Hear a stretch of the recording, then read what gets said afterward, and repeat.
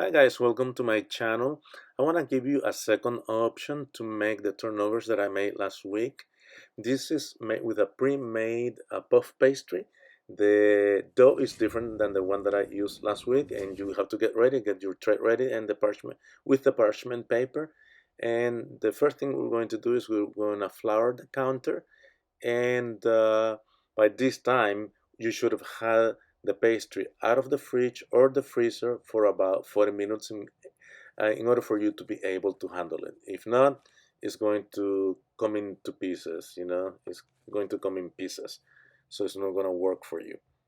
And you can cut it as it is into 4 squares, or you can stretch it to your desired size.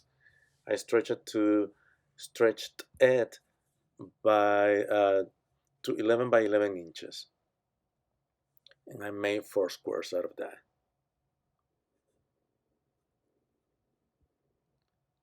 This is as I said, it is a different dough. It is very similar to the one to the croissant dough, and yeah, so it is very flaky, has a lot of layers. It is very light, but and then once you bake it, it's very the top gets a little crunchy, so it is quite delicious too. So, but for people that don't have the time to make the other dough from scratch, this is a good second option. And we're using the same filling that I did last week. I will leave the video on the right of the screen so you can check it out. But it's basically just grated cheese, sugar, and cinnamon.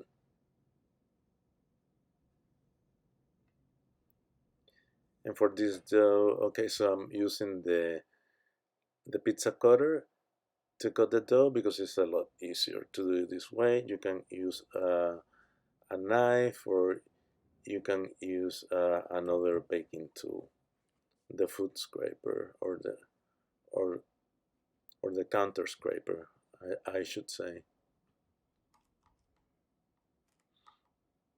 Consider subscribing to the channel if you haven't done so for more recipes and new recipes and cooking tips. Thank you for the likes, and thank you to all the new subscribers as well. I appreciate it. And don't forget to share the video with your friends on social media. That helps me a lot.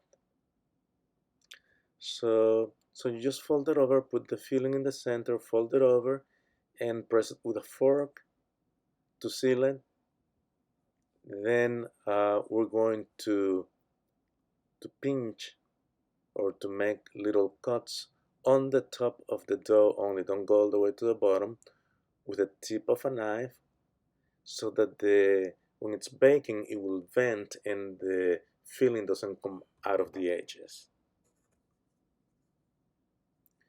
We also put an egg wash on top of the picos or turnovers, and put them in the oven, as I said, between 15 and 18 minutes at 350 degrees, not 400 like the box says, unless you put them in the fridge for another 20 minutes before you bake them. But see, they're really nice and tender. They fall apart, they have a lot of layers, they're very flaky. It's absolutely delicious. I recommend that you try it, and let me know in the comments what you think about that. Thank you for watching, and we'll see you in the next video.